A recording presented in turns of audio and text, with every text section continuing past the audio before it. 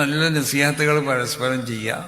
സമസ്ത കേരള ജമിയത്തുൽ ഉലമ ആഖിറത്തിലേക്കുള്ളൊരു പാലാണ്. അത് നമ്മൾ മനസ്സിലാക്കണം. ആ പാലത്തുമ്പോൾ കൂടിയാണ് നമ്മൾ അത് പോയി ആഖിറത്തിലെത്തേണ്ടത്. അപ്പം ഞാൻ എപ്പോഴും പറയലുണ്ടല്ലോ, സമസ്ത കേരള ജമിയത്തുൽ ഉലമന്റെ ഒപ്പം കൂടിയ ഒന്നും കിട്ടൂല ആർക്കും. അതെന്തെങ്കിലും കിട്ടുമെന്ന് വിചാരിച്ചാൽ ആരും കൂടും വേണ്ടത്.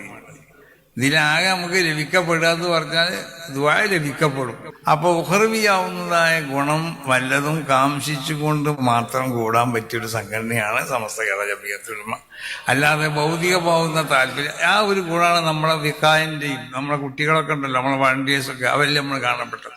ഇത്തരം ആളുകളെ മുഴുവൻ ഒഴിവാക്കിയിട്ട് പുതുതായി വന്ന കുറെ അവതാരങ്ങൾ സമത്തക്കാരായി ചമഞ്ഞിട്ട് പഴയ 89-ലെ ചരിത്രമൊന്നും അറിയാത്ത ഏർപ്പാട്, ആ രീതി ശരിയല്ല. അത് അനുവദിച്ചു കൊടുക്കുന്ന പ്രശ്നമില്ല എന്ന് പറയാനാണ് നമ്മൾ കൂടിയിട്ടുള്ളത്. നിങ്ങളൊക്കെ ഇന്ന് വന്ന പോലെ ജാഗരൂകരാണെങ്കിൽ അവരെ പിടിച്ചു കെട്ടാൻ നമുക്ക് കഴിയുമെന്ന കാര്യത്തിൽ ഒരു തർക്കവും വേണ്ട. അതാണ് നമ്മൾ കാണിച്ചു കൊടുക്കേണ്ടത്. മഹാനായ അഷ്റഫുൽ ഖൽഖ് സല്ലല്ലാഹു അലൈഹി വസല്ലം തങ്ങളുടെ കാലം മുതൽക്ക് കഠിനാധ്വാനം ചെയ്ത് തലമുറകളായി ഈ പരിശുദ്ധമായ ദീനിനെ കൈമാറി വന്ന് നമ്മളുടെ കയ്യിൽ ഏൽപ്പിച്ചിരിക്കുകയാണ്. അടുത്തു വരാൻ പോകുന്ന തലമുറയിലേക്ക് നാം ഇതിനെ കൈമാറിക്കൊടുക്കണം. അത് കൈവിട്ടു പോകാൻ പാടില്ല. ഒരക്ഷരത്തിന് വ്യത്യാസമില്ലാതെ, ഒരു പുള്ളിക്ക് വ്യത്യാസമില്ലാതെ അഹ്ലുസുന്നത്ത് വൽ ജമാഅത്തിൻ്റെ ആശയാദർശങ്ങളെ നമ്മൾ കൈമാറിക്കൊടുക്കണം. ഇത് ഇമാം മഹ്ദി റളിയല്ലാഹു തആല അൻഹു വരെ സത്യം ഇവിടെ നിലനിൽക്കണം. അതിൽ ഭാഗവാക്കുകളാകുവാനും നമ്മളുടെ കഴിവിൻ്റെ പരമാധിപതി അതിൽ പങ്കാളികളാകുവാനും അല്ലാഹു സുബ്ഹാനഹു വ തആല തൗഫീഖ് ചെയ്യുമാറാവട്ടെ. അതിനുള്ള തടസ്സങ്ങൾ ഇവിടെ ആര് സൃഷ്ടിക്കുകയാണെങ്കിലും ആ തടസ്സങ്ങളൊക്കെ നീക്കി മുന്നോട്ട് ഗമിക്കാൻ അല്ലാഹു നമ്മൾക്ക് തൗഫീഖ് ചെയ്യുമാറാവട്ടെ. പാണക്കാട് സാദിഖ് നിശ്ചയാപങ്ങളല്ലാത്ത ബാക്കിയുള്ള കാളിമാരൊക്കെ മുജ്തഹിദീങ്ങളാണെന്നാണോ നിന്റെ വാദം? ഒരു കാര്യം മനസ്സിലാക്കണം, പാണക്കാട്ടെ കുട്ടികളെ തൊട്ട് കളിച്ചാൽ അത് തീക്കളിയായിരിക്കും കേട്ടോ. ലക്ഷക്കണക്കിന് മുസ്ലിമീങ്ങൾ നടുറോട്ടിലിറങ്ങും. പെടഞ്ഞു മരിക്കേണ്ടി വന്നാൽ ഞങ്ങൾ പെടഞ്ഞു മരിക്കും. പരിശുദ്ധ ദീൻ സഹാബാക്കൾ ഇവിടെ കൊണ്ടുവന്നതുപോലെ തന്നെ ഇങ്ങനെ പാരമ്പര്യമായി നടന്നു പോന്നു. പിന്നെ എപ്പോഴാ അതിന് വ്യത്യാസം ഉണ്ടായത്? ഈ വഹാബികൾ കടന്നു വന്നു.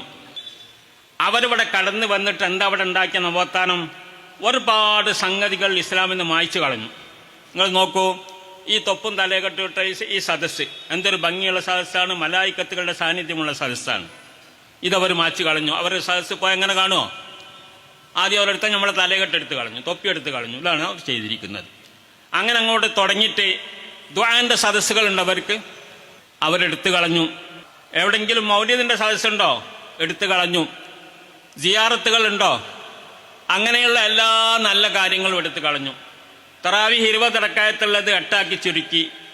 ഇങ്ങനെ ദീനിൽ കുറെ ചുരുക്കങ്ങൾ വരുത്തി എന്നല്ലാതെ എന്താണ് അവരിവിടെ സ്ഥാപിച്ചത്? നവോത്ഥാനം എന്താ സ്ഥാപിച്ചത്? പിന്നെ ഇപ്പോ നടക്കുന്നു ആദർശ സമ്മേളനങ്ങൾ. സമസ്ത കേരള ജമിയത്തുൽ ഉലമയുടെ ആദർശം എന്ന് പറഞ്ഞാൽ എന്താ? ബിദ്ഈ പുത്തൻ പ്രസ്ഥാനങ്ങൾക്ക് എതിരായതാണ് നമ്മൾ ആദർശം. എന്നാൽ ഈ ആദർശ സമ്മേളനത്തിൽ ഒരക്ഷരം മുജാഹിദിനോ ജമാഅത്തിനോ അല്ലെങ്കിൽ വേറെ ഏതെങ്കിലും വിധേയ പ്രസ്ഥാനത്തിനോ എതിരെ ഒരക്ഷരം ആരും പറഞ്ഞിട്ടില്ല. പാണക്കാട് തങ്ങന്മാരെ സമസ്തയുടെ പേരിൽ കുത്താനും ചവിട്ടാനും മേലിൽ നിലകൊണ്ടാൽ ആ നിലകൊള്ളുന്നവരാരോ അവരെ നിലക്ക് നിർത്തും ഞങ്ങൾ. അതാ ഞങ്ങൾക്ക് പറയാനുള്ളത്, എനിക്ക് പറയാനുള്ളത്. അവരെ നിലക്ക് നിർത്തും. ഇനി കുറെ കാര്യങ്ങൾ ഞങ്ങൾക്ക് രഹസ്യമായി ചർച്ച ചെയ്യേണ്ടതുണ്ട്. ഇതെല്ലാം നിങ്ങളെ സ്വഭാവം. പോണ നായിന്റെ മോനെ അന്തസ് വർക്കാത്തന്നെ, പോണ നായിന്റെ മോനെ അന്തസ് വർക്കാത്തന്നെ. റബ്ബുൽ ആലമീനായ റബ്ബിന്റെ പൊരുത്തമാണ് നമ്മൾ ഉദ്ദേശിക്കുന്നത്. ഇസ്തിംദാദുൽ അബ്ദി റബ്ബഹു അല്ലെങ്കിൽ മിൻ റബ്ബിഹി, റബ്ബിൽ നിന്ന് മദദ് തേടിയും കൊണ്ടുള്ള ഈ പ്രവർത്തനങ്ങൾ മുഴുവനും അത് റബ്ബിനുള്ള ഇബാദത്തായി മാറുന്നു. നമ്മൾ ഇവിടെ പ്രസംഗിക്കുന്നത് ഇബാദത്താണ്, ഖുർബത്താണ്. നിങ്ങൾ ഇവിടെ ഇരിക്കുന്നത് ഖുർബത്താണ്. എന്തേ കാരണം? ഇതിന്റെ ഉള്ളിലൊക്കെ നിങ്ങൾക്കൊരു ഉൾവിളിയുണ്ട്. പടച്ചവനെ, നിന്റെ ദീന് പഠിക്കാനാണ് ഞാൻ ഇവിടെ ഇരിക്കുന്നത്, നിന്റെ പൊരുത്തത്തിന് വേണ്ടിയാണ് ഞാൻ ഇവിടെ ഇരിക്കുന്നത്, നീ ഇതൊക്കെ കബൂൽ ചെയ്യണേ, ഇതൊക്കെ നിന്റെ പൊരുത്തത്തിലാക്കണേ എന്ന ഒരു ഉൾവിളി ഇവിടെ നിങ്ങൾ ഇരിക്കുമ്പോഴും ഒക്കെ നിങ്ങൾക്കുണ്ട്. അതുകൊണ്ട് ഇതൊക്കെ ഇബാദത്തായി മാറി. താൻ മുശാവറ മെമ്പർ ആവാനും യോഗ്യനല്ല എന്ന് ഈ സമൂഹം പ്രഖ്യാപിക്കാൻ പോവുകയാണ്, ഈ സമൂഹം തീരുമാനിക്കാൻ പോവുകയാണ്. വിട്ടുവീഴ്ചയുടെ പ്രശ്നമില്ല, കാര്യത്തിൽ വിട്ടുവീഴ്ചയുടെ പ്രശ്നമില്ല. സമസ്തന്റെ കീഴിൽ നിൽക്കുമ്പോൾ സമസ്തയായിട്ട് അടിയുറച്ച് ആശയാദർശത്തിൽ നിലനിൽക്കാൻ സാധിക്കണം. അതിൽ നിന്ന് നമ്മൾ വ്യതിചലിച്ച് പോയി കഴിഞ്ഞാൽ അത് വലിയൊരു പരാജയത്തിലേക്ക് പോകും. സമസ്തയുടെ ലക്ഷ്യവും അതുപോലെ തന്നെ സമസ്ത നമുക്ക് മുന്നിൽ വെക്കുന്നത് ആത്മീയമായിട്ടും അതുപോലെ തന്നെ സുന്നത്ത് ജമാഅത്തിൽ ഉറച്ചു നിന്നുകൊണ്ടുള്ള വിധേയ പ്രസ്ഥാനങ്ങളെ തിരിച്ചറിഞ്ഞുകൊണ്ട് അവരോടുള്ളൊരു ഫൈറ്റാണ്.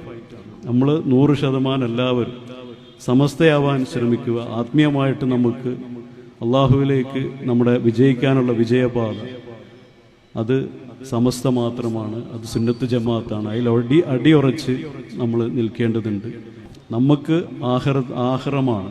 ജമാഅത്തിന് നമ്മൾ സുബൈക്കും അതുപോലെ തന്നെ മഗ്‌രിബിനൊക്കെ കുട്ടികൾ ചിലപ്പോൾ അസർക്ക് ആളുകൾ കുറവായിരിക്കും. അപ്പോൾ ജമാഅത്തിന് പള്ളികൾ ആളെ നമ്മൾ പരമാവധി പള്ളിയിലേക്ക് എത്തിക്കാനുള്ള ശ്രമങ്ങൾ നടത്തണം. അങ്ങനെ അച്ചാരം വാങ്ങിയിട്ടാണ് പടിയെടുക്കുന്നതെങ്കിൽ തിരിച്ചറിയാൻ ഞങ്ങൾക്ക് കഴിയും. എങ്കിൽ ആ അച്ചാരം തിരിച്ചു കൊടുത്തിട്ടേ നിങ്ങളെ സമാധാനത്തോടെ ഉറക്കുകയുള്ളൂ. ആദർശം അമാനത്താണ് എന്ന ഒരു ക്യാമ്പയിൻ ഇന്നിവിടെ തുടക്കം കുറിച്ചിരിക്കുകയാണല്ലോ. ബിദ്അത്തിന്റെ ഗൗരവം എന്താണ് ഇന്ന് ഏറെ ചർച്ച ചെയ്യേണ്ട വിഷയമാണ്. ഇന്നത് നിസ്സാരവൽക്കരിക്കപ്പെട്ടുകൊണ്ടിരിക്കുന്ന ഒരു കാലഘട്ടമാണ്. ബിദ്അത്ത് എന്നാൽ എന്താണ്? സാങ്കേതികമായി പറഞ്ഞാൽ വിശുദ്ധ ഖുർആനും തിരുസുന്നത്തിനും എതിരായ വിധത്തിൽ പിൽക്കാലത്ത് നിർമ്മിക്കപ്പെട്ട ആചാരങ്ങളാണ് ബിദ്അത്ത്. ഇഹ്ദാസു അംറിൻ യുഹാലിഫു കിതാബൻ ഔ സുന്നത്തൻ ഔ അസറൻ ഔ ഇജ്മാൻ ഫഹാദിഹി ബിദ്അത്തുൽ ദലാൽ. മൗലികമായി വിശുദ്ധ ഖുർആനോ തിരുസുന്നത്തിനോ പണ്ഡിതന്മാരുടെ ഇജ്മാഴിനോ അല്ലെങ്കിൽ സ്വഹാബത്തിന്റെ അസറുകൾക്കോ വിരുദ്ധമായ നിലയിൽ പിൽക്കാലത്തുണ്ടാക്കപ്പെട്ട കാര്യങ്ങളാണ് ബിദ്അത്ത്. അത്തരം ബിദ്അത്തുകൾ ഒരാൾ ഉൾക്കൊണ്ടാൽ അത് അത്യന്തം അപകടകരമാണ്. നമുക്കറിയാം, നമുക്കിടയിലുള്ള ഇത്തരം വിവേകമില്ലാത്ത ചില ആൾക്കാരുടെ പ്രവർത്തനം മുഖേന നമ്മളെ നേതാക്കന്മാർ തന്നെ വളരെ വിഷമിച്ചുകൊണ്ടാണ് കഴിയുന്നത്. നേതാക്കന്മാർക്ക് തന്നെ വളരെ പ്രതിസന്ധിയും പ്രയാസവും സൃഷ്ടിച്ചുകൊണ്ടാണ് അത്തരം ആൾക്കാർ മുന്നോട്ട് പോയിക്കൊണ്ടിരിക്കുന്നത്. ഒരു കാര്യം ഉറപ്പാണ്, ഈ മഹത്തായ സംഘടനക്കുള്ളിൽ വന്നുകൊണ്ട് ഇത്തരം കുത്തിത്തിരിപ്പുകൾ ഉണ്ടാക്കി സമൂഹത്തെ രണ്ട് തട്ടിലാക്കാൻ വേണ്ടി ആരെങ്കിലും ഒരുങ്ങി പുറപ്പെട്ടിട്ടുണ്ടെങ്കിൽ, ആരുടെയെങ്കിലും കയ്യിൽ നിന്ന് അച്ചാരം വാങ്ങിയിട്ട് ആരെങ്കിലും ശ്രമിക്കുന്നുണ്ടെങ്കിൽ ആ ശ്രമം ഇവിടെ വിഴപ്പോകുകയില്ല. ഭൂമിയിലെ മനുഷ്യന്, അള്ളാഹു ഇഷ്ടപ്പെടുന്ന മനുഷ്യന്, അവന് വഹീ മുഖേന ദിവ്യ സന്ദേശം കൊടുക്കാനുള്ള ഒരു പാകത ഈ പ്രകൃതിയിലുണ്ട് എന്ന് നമ്മൾ സമ്മതിച്ചാൽ സ്വാഭാവികമായി അത് മുഖേന സ്ഥാപിതമാകുന്നത് അഹ്ലുസുന്ന വൽ ജമാഅത്തിന്റെ ആദർശമാണ്. എന്തുകൊണ്ട്? ഇഷ്ടപ്പെട്ട മനുഷ്യർക്ക് വഹീ കൊടുക്കാമെങ്കിൽ ഇഷ്ടപ്പെട്ട മനുഷ്യർക്ക് വഹിയല്ലാത്ത ദിവ്യബോധനവും കൊടുക്കാൻ പറ്റുമെന്നാകണം. ഇൽഹാം കൊടുക്കാൻ പറ്റണം. ഇഷ്ടപ്പെട്ട് തെരഞ്ഞെടുക്കപ്പെടുന്ന മനുഷ്യർക്ക് മുഅ്ജിസത്ത് കൊടുക്കാനുള്ള ഒരു പാകത ഈ പ്രകൃതിയിലുണ്ടെങ്കിൽ ഇഷ്ടപ്പെട്ട മനുഷ്യർക്ക് കറാമത്ത് കൊടുക്കാനും അള്ളാഹുവിന് സാധിക്കണം. നമ്മളെ ഉമ്മർ ഫൈസിന്റെ ആ യോഗ്യത ഇല്ലേ? ഒന്ന് ആലോചിച്ച് നോക്കണം നിങ്ങൾ. ഈ ഉമ്മർ ഫൈസിന്റെ യോഗ്യത ഇവർക്ക് ആർക്കും കിട്ടിയിട്ടില്ലേ? എന്താണ് ഇപ്പൊ ഈ പറയുന്നത്? ഞാനിവിടെ അവസാനിപ്പിക്കുകയാണ്. നമുക്ക് നമ്മുടെ അടുപ്പൊരു 3 കല്ല. ഒന്ന് പാണക്കാട് കുടുംബം, മറ്റൊന്ന് ഇന്ത്യൻ യൂണിയൻ മുസ്ലിം ലീഗ്, വേറെ ഒന്ന് സമസ്ത. ഇത് 3 കൂടി ഉണ്ടെങ്കിൽ മാത്രമേ നമുക്ക് നമ്മുടെ പുരോഗതികളൊക്കെ നേടിയെടുക്കാൻ കഴിയുള്ളൂ.